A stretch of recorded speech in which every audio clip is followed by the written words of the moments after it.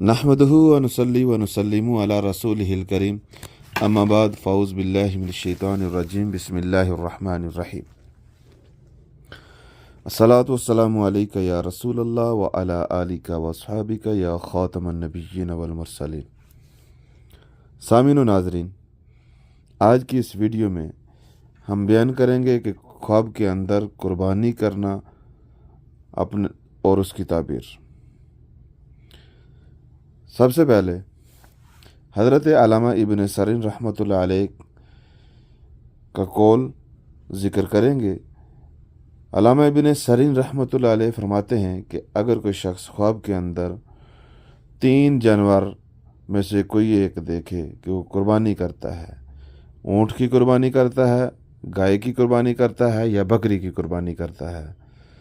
इनमें से नर हो या मादा हो, अगर इन 3 जानवरों में से कोई एक कुर्बान करता है तो इसकी ताबीर ये है कि अगर ग़ुलाम है तो आज़ाद होगा, रंज व बला में है तो खलासी पाएगा, बीमार है तो शफा पाएगा, कैद है तो आज़ाद होगा,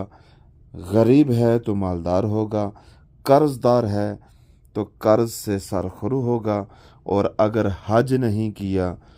तो इंशाअल्लाह हज करेगा। अल्लामा इब्न सरीन रहमतुल्लाह अलैह फरमाते हैं कि अगर देखे कि लोग जंगल में कुर्बानी के लिए गए हैं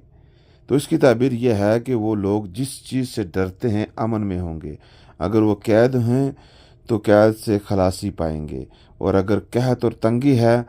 तो फराखी से बदलेगी। ख़ास कर अगर ये ख्वाब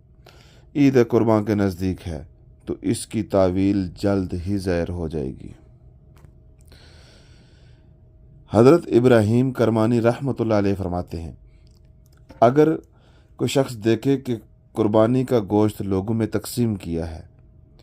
तो इसकी ताबीर है कि वहाँ कोई मालदार शख्स मरेगा और इसका माल तकसीम करेंगे।